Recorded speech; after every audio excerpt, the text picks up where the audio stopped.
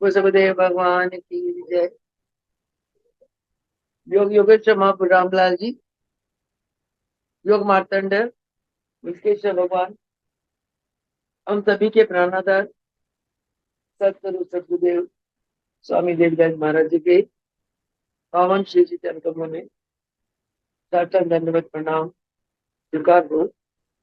आइए प्रभु जी की कृपा करुणा आशीर्वाद से सत्संग की कुछ बातें करें। आज के सत्संग में महाराज जी सबसे पहले हमें ज्ञान देते हैं कि हम जाने कि ब्रह्म ज्ञान क्या होता है। बड़े बड़े संतों को हम कहते हैं ये तो ब्रह्म ज्ञानी, यानी कि इसको ब्रह्म का ज्ञान हो गया। वो ज्ञान क्या है? हम किसी को देख के कैसे बता सकते हैं कि भी ये ब्रह्म ज्ञानी है कि एक साधारण मानव है, एक साधारण मनुष्य है? हम जब उसके व्यवहार में देखते हैं, उसके लिए सुख दुख दोनों समान है, लाभ हानि दोनों समान है, मान अपमान दोनों समान है। यानी कि जो व्यक्ति अभ्यास करके अपने आप को, अपने आत्म सत्ता को इतना प्रकाशित कर लेता है कि उसके सामने सुख दुख द्वंद्व बराबर लगता है। यानी कि बराबर तराजू पे वो सुख को भी तोलता है, दुख को भी तोलता है। और उसके लिए न राग है, ना द्वेष है, ना क्रोध है, और ना शांति है, सब बराबर है। तो जिसको ऐसा ज्ञान हो जाता है और अपने व्यवहारिक जीवन में भी ऐसे ज्ञान को वो प्रदर्शित करता है, दिखाता है, उसके व्यवहारिक जीवन में भी जब ऐसा ज्ञान दिखाई देता हमें,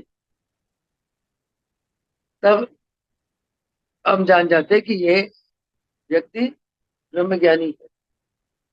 एक बार की एक कथा आती है कि एक संत के पास एक सज्जन गए। उन्होंने संत से प्रार्थना करी कि महाराज मुझे चेला बना लो, मुझे गुरु दीक्षा दे दो। वो मुस्कुरा दिए, कहते कोई बात नहीं, सुबह आ जाना नहा धोकर। वो भक्त बड़ा उल्लास के साथ घर गया। सुबह नहा धो के पूरी खुशी में झूमता हुआ संत के पास आए कि प्रभु मुझे चेला बना लो, मुझे दीक्षा दे दो। गुरु ने कहा कि एक फलानी जगह एक व्यापारी बैठा हुआ है, उसका नाम पता बताया, उसके पास चले जाओ, वो तुम्हें नामदान देगा, दीक्षा देगा। वो सज्जन बड़ा परेशान हो गया, कहते अरे एक व्यापारी और मुझे नामदान देगा, वो क्या गुरु हो सकता है। खैर संत पहुंचे हुए थे। संत की अ, आज्ञा को मोड़ नहीं सके और वो चले गए उस व्यापारी के पास।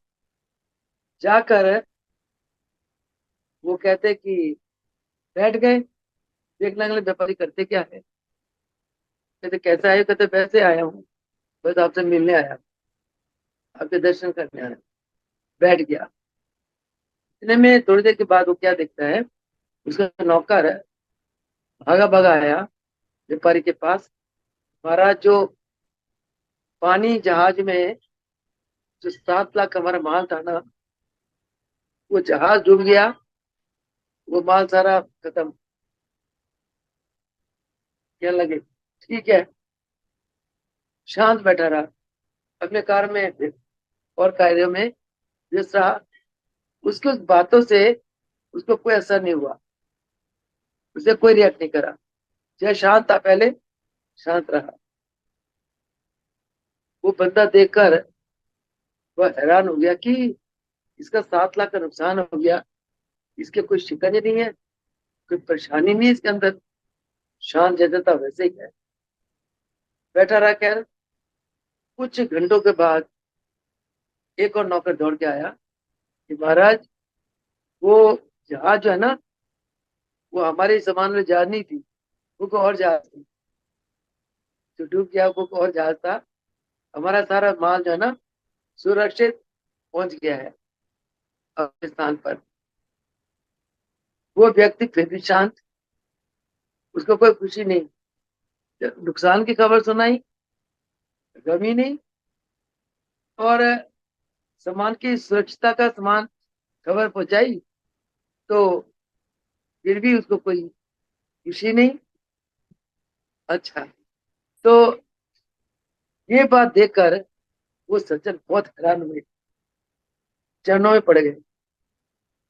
कहते आप इतने संतुलित, इतना बड़ा लॉस आपको सुनाया गया, आप फिर भी शांत, कुछ नहीं हुआ, फायदा सुनाया गया फिर भी शांत।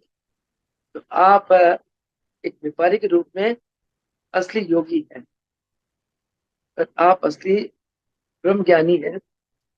मुझे भी ब्रह्म ज्ञान कराओ। तब फिर व्यापारी ने उचित समय बतलाकर, उचित स्थान में बुलाकर उस सज्जन को युक्ति बताई कि ध्यान की युक्ति, कि हम ध्यान की उच्चतम अवस्था को किस प्रकार अभ्यास के द्वारा प्राप्त कर सकते हैं, और उस अवस्था में किस प्रकार हमारी आत्मा, हमारा मन एकदम संतुलित हो जाता है, और द्वंद्व से हमारी चेतना ऊपर हो जाती है, और द्वंद्व के प्रभाव से हमारा मन, हमारी चेतना प्रभावित नहीं होती। फिर वो चेला बन गया।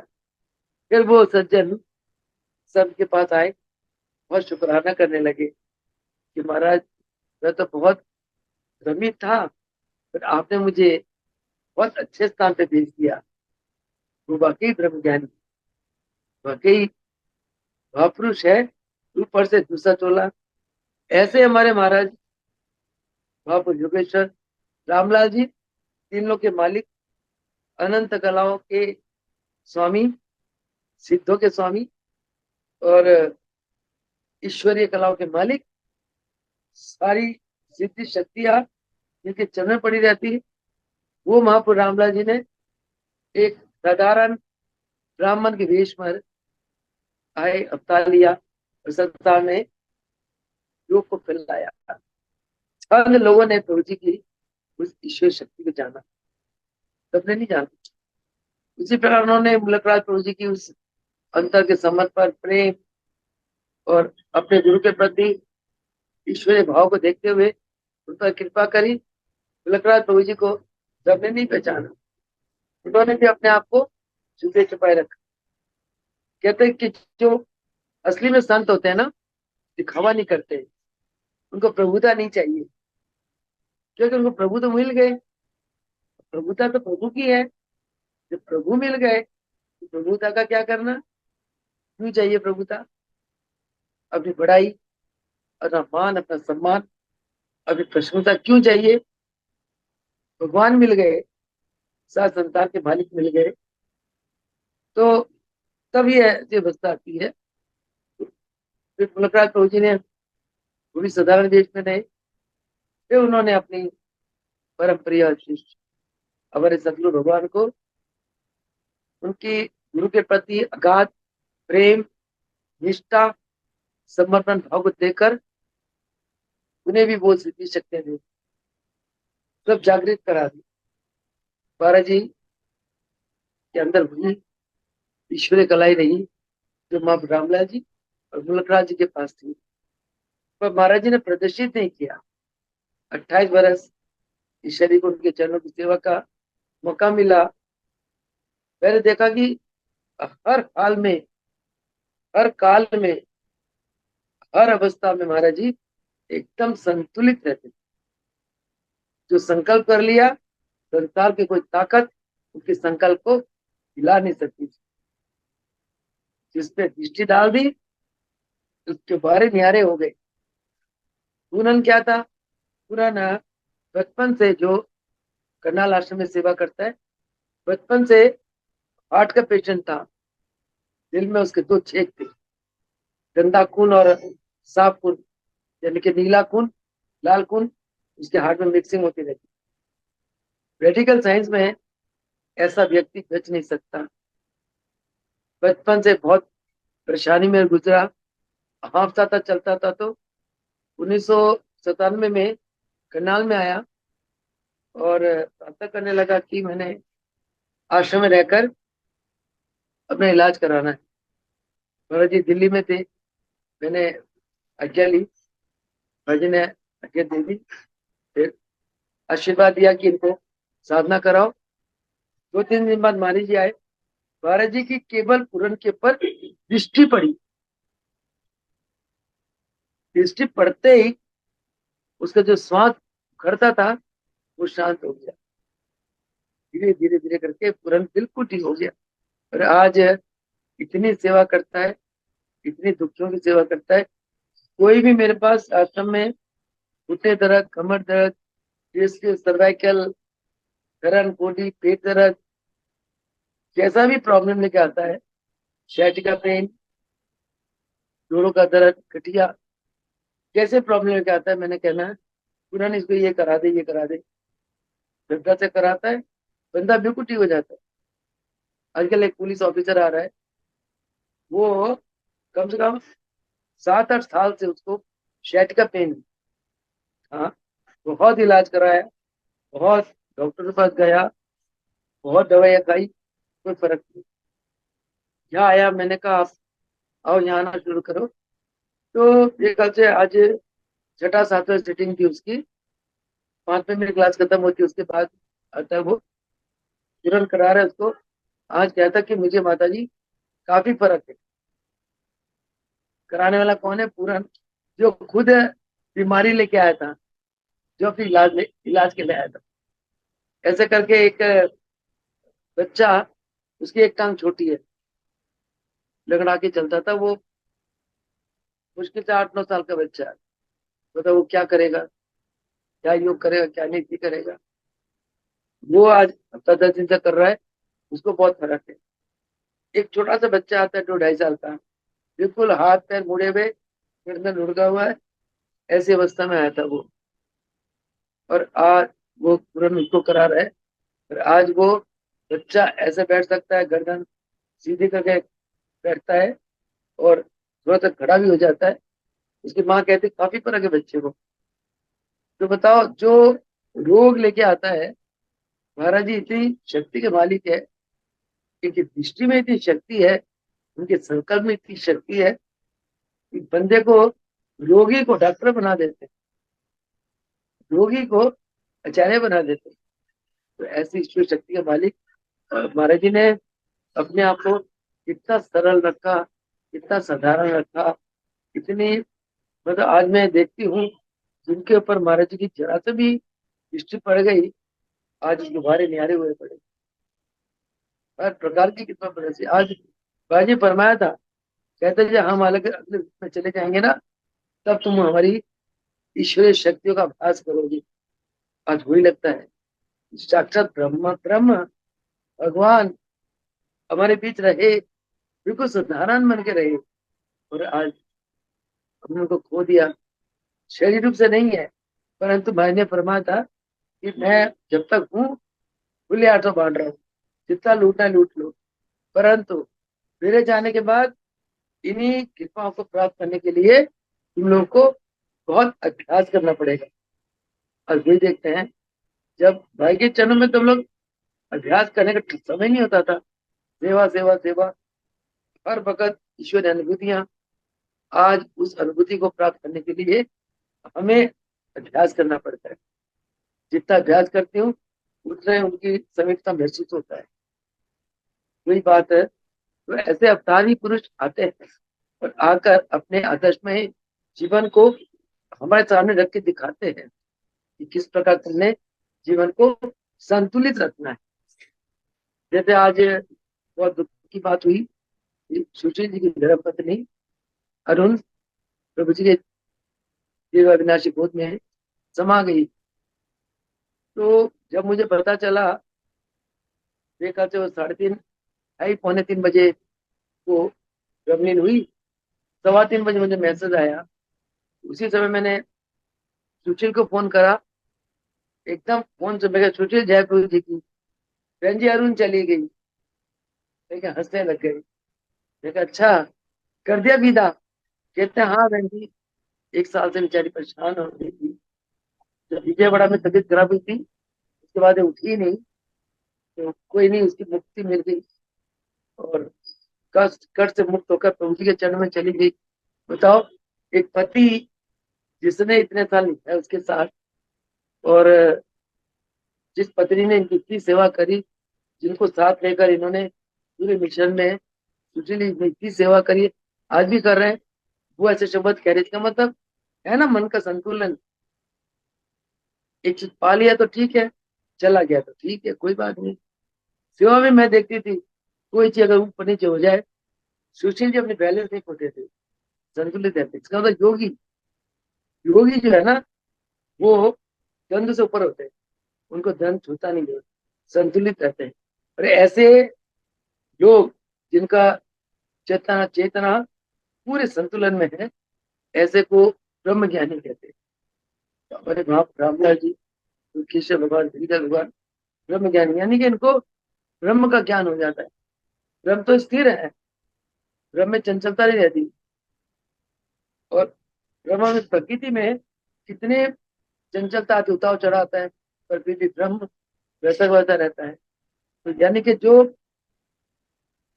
मानसिक रूप से, आत्म रूप से संतुलित रहता है, बैलेंस, सुख दुख द्वंद से उसके मन को चंचल नहीं कर सकता, ऐसे को ब्रह्म ज्ञानी कहते हैं। चलो अगला। और जब हम ऐसी अवस्था को के लिए अभ्यास करते हैं, तो हमें ब्रह्म ज्ञान बहुत आसानी से हो जाता है। अभ्यास की जरूरत। महाराज जी हमेशा हम लोग कहते थे अभ्यास करो, जितना हो सके अभ्यास करो। अभ्यास में अपनी चित्त की वृत्तियों को प्राणों के साथ, श्वास के साथ अंदर ले जाओ। प्राणों के साथ ही इंसान अंदर जाता है। प्राण एक तार है, बंदे को अंदर ले जाने। तो कहते प्राणायाम करो, प्राण अंदर चलते हैं। और जब गहरी लंबी श्वास भरते हो, रोकते हो, छोड़ते हो, यानी कि पूरा कुंभक रेचक करते हो, तो आपकी जितनी वृत्तियां प्राणों में लय होकर अपने आप ही अंदर जाने लगती है। आपकी वृत्तियों की यात्रा स्वयं अंदर की तरफ होने लगती है। चलो नेक्स्ट। बाजी फरमाते हैं कि महापुरुष को हमेशा सरल होना चाहिए और उनके अंदर सादगी होना चाहिए। जिस प्रकार एक गुलाब का फूल है, खुशबू फैलाने के लिए काफी है, उसी प्रकार जिस पुरुष में सादगी होती है और सरलता होती है, उस पुरुष की जो पॉजिटिव वाइब्स है होती है, वो जहाँ तक फैलती है। पहले देखा हमारे के चरणों में इतने महान शक्ति के मालिक होते हुए इतने सरल थे, इतने सादे थे। मतलब भक्तों के साथ ऐसे मिल जाते थे कि जैसे कि भगत उनके प्राण हो। वो भक्तों के प्राण, भगत उनके प्राण। इतना सरलता, दीनता, रास्ता, और स्वयं इतनी शक्ति के मालिक होते हुए अपने महापुरुष जी को, अपने गुरुदेव को, कुलकेश्वर भगवान को हमेशा आगे रखते चले। अब लोग कहते थे कि जाओ उधर मत हटे, उधर हार पहनाओ, उधर लंबे हो जाओ, उनकी पूजा करो, उनकी आरती करो, उनकी भक्ति करो। अपनी आरती पूजा भक्ति नहीं कराते थे। मैं कहते हमें नहीं अच्छा लगता तुम आके हमारे चरण पड़ जाती हो, उधर जाओ, तो बाबा को करो। और हमेशा कहते थे लकेश्वर भगवान मेरे प्राणाधार। बापू रामलाल जी अनंत कलाओं के मालिक, त्रिलोकीनाथ और सर्व अंतर्यामी। और हम लोग कहते थे महाप्रभु जी की सर्वप्रिय आत्माओं। ऐसा हमारा जी। तो आज के सत्संग का अगला वचन क्या है कि हमें जीवन में हमेशा सरल और सादा होना चाहिए। सरल किसे कहते हैं? जो आपके हृदय में हो, वही वाणी में हो, जो वाणी में हो वही आपके करनी में हो, मन वचन कर्म से एक हो। ऐसे लोगों को सरल कहते हैं। आजकल मैं देखती हूँ 99% लोग है जो दो मुखी है। मुझे पता चल जाता है, अंदर से कुछ होते हैं, ऊपर से कुछ होता है। कहते हैं कुछ है, भाव कुछ होते हैं। पता चलने पर भी फिर मैं देख नहीं करती। तो ये तो स्वभाव है। सांप का स्वभाव है काटना, बिच्छू का स्वभाव है डसना, है ना। गाय का स्वभाव है शांत रहना, दूध देना। बकरी का स्वभाव है चिल्लाते रहना, मैं करते रहना। तो ये अपना स्वभाव होता है। ऐसे लोग परमात्मा से बहुत दूर होते हैं। भगवान कहते हैं मेरे को तो प्रेम और सादगी, सरलता ये पसंद है। जो जिनके हृदय में प्रेम हो, जो अंदर से सरल हो, वो मेरा प्रिय भक्त है। और ये प्रेम और सरलता आती है अभ्यास से, जो मैंने पाया। क्योंकि अभ्यास से आपकी चेतना जो है ना आत्मा की तरफ जाती है, और आत्मा का सिक्का मिलता है आपकी चेतना में। और अगर आप अभ्यास नहीं करते हो, संसार की द्वंद में रहते हो, संसार की तरफ ध्यान रहता है। संसार में तो कबाड़ सारा, शुद्ध कोई भी नहीं, पवित्र कोई भी नहीं है, सच्चा प्यार देने वाला कोई नहीं, सच्चा हितैषी कोई नहीं है, निस्वार्थी कोई नहीं है, सब स्वार्थ के पीछे। तो अगर आप आत्मा से दूर होते हो तो ये सारी बातें आपको नजर आ जाती है। आत्मा के नजदीक जाते हो तो आपके अंदर प्रेम आता है, सरलता, दीनता, दासता ये आ जाती है। इससे आपका जीवन सुखमय हो जाता है। और अगला है कि आप अगर संसार समुद्र से पार उतरना चाहते हो तो आपको राग द्वेष से रहित होना पड़ेगा। जैसे एक नौका है, मैं नौका में पानी भर देती हूँ और ईंट रोड़े पत्थर कक्कर डाल तो नौका डूबेगी। उसी प्रकार अगर मेरे आत्मा में राग है, द्वेष है, माया है, माया में मेरा अंतःकरण डूबा पड़ा है, फंसा हुआ है, फिर मैं संसार समुद्र से अपने आप को पार करने में असमर्थ रहूंगी। हम कहते हैं ना प्रभु जी को कि हमारा भव से पार लगाओ, कहते हैं ना।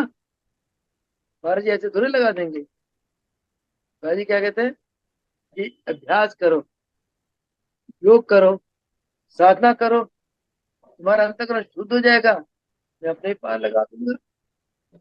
जब तक अंदर का मैल नहीं साफ करोगे तब तक कैसे बहुत ज्यादा पार कर जाओ। अब ये छोटी बातें, इन बातों को समझते हैं। कहते हैं आए थे तो जाएंगे राजा रंग प्रति, एक सिंहासन पर चले, एक बंदे जात जल्दी। संसार में सब लोग आते हैं। भगवान बहुत कृपा करके हम आत्माओं को घर चोला देकर संसार भेजते हैं। और किस लिए भेजते हैं? अभ्यास के लिए, अपनी आत्मा को चमकाने के लिए। जो अंदर से एक्टिव रहेगा, अंदर से जागरूक रहेगा, जो अंदर से चेतन में रहेगा, जो अपने कल्याण के लिए खुद पुरुषार्थ करेगा, भगवान उसकी मदद करते हैं। भगवान प्यार सबको करते हैं, नुकसान किसी का भी नहीं करते। परंतु जो पुरुषार्थ करता है, भगवान की कृपा उस पर जल्दी बरसती है, अधिक बरसती है। कहते भगवान कहते मैं तो पुरुषार्थी के साथ होता हूँ। पुरुषार्थी होते हैं वो मुझे बहुत जल्दी पा लेते हैं। तो हमने भगवान तो आए, हमारे अंदर आत्मा में जोत जला के चले गए, तो उसको मेंटेन कौन करेगा? कौन करेगा? एक एग्जाम्पल देती हूँ। मैं धूप के आगे ना आंख बंद करके बैठी हूँ, है ना। धूप आ रही है, मेरे ऊपर पड़ रही है, धूप चली गई, बादल आ रहे हैं, मेरे ऊपर पड़ रही है, फिर धूप आ गई, मेरे ऊपर पड़ रही है, तो मैं आंख नहीं खोल रही हूँ। तो मैं क्या धूप को देख सकती हूँ? नहीं देख सकती। बादल को देख सकती हूँ? नहीं देख सकती। तो उसी प्रकार परमात्मा को अपने अंदर, उसके प्रकाश को अपने अंदर देखने के लिए मुझे अपनी आंखें खोलनी पड़ेगी। कैसे? आंखें खोलनी पड़ेगी का मतलब मुझे हर पल होश में रहना पड़ेगा, जागरूकता में, एक्टिवनेस में रहना पड़ेगा, सोई नहीं रहना। और दूसरे शब्दों में हर पल मुझे इसी इसी प्रयास में रहना पड़ेगा कि मैंने अपनी आत्मा का कल्याण कर।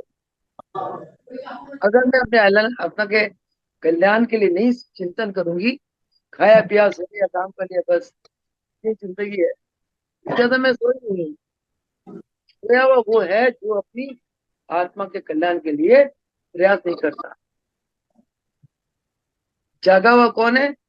जो हर पल अपनी आत्मा को उठाने के लिए, अपनी आत्मा को चमकाने के लिए प्रयासरत रहता है।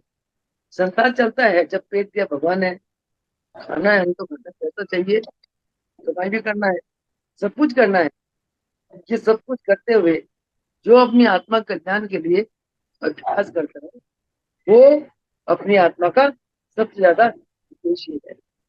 नहीं तो जो आत्मा के नर चोला लेकर भी जो आत्मा के कल्याण नहीं करता, कल्याण के लिए प्रयास नहीं करता, और भी कहते थे वो आत्मघाती कहलाता है।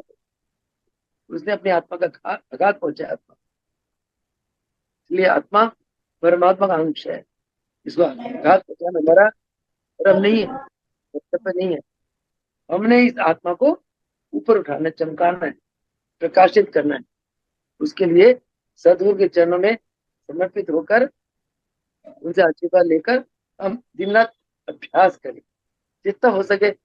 अरे 24 घंटे नाम ही तो दिखता है, नाम में तो ईश्वर है, भगवान है।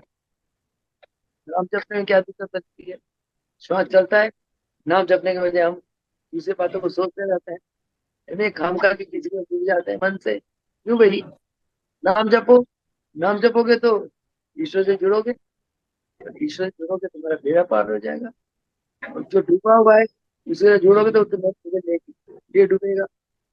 संसार के लोग सारे डूबे पड़े हैं, संसार के लोगों को साथ देने का कोई फायदा नहीं। एक साथ तो सभी को होता है।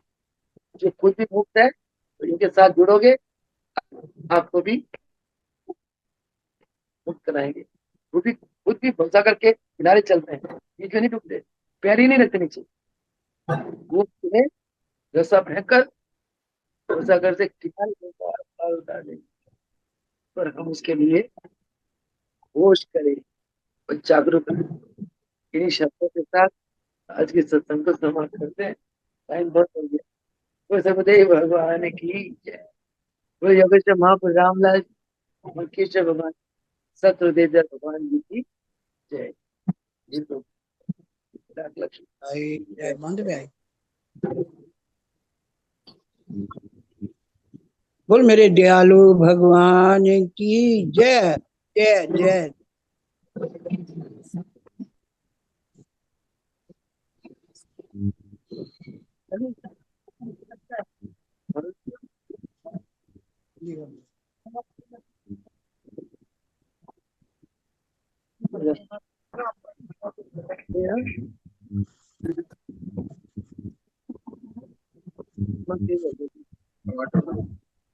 दिव्या रिकॉर्डिंग बंद कर दो। दिव्या जॉब का ऑप्शन नहीं आ रहा।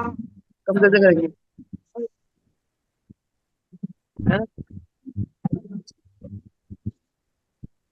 मैं देखती हूँ, एक मिनट। एंड कर दो या तो मीटिंग एंड कर दो।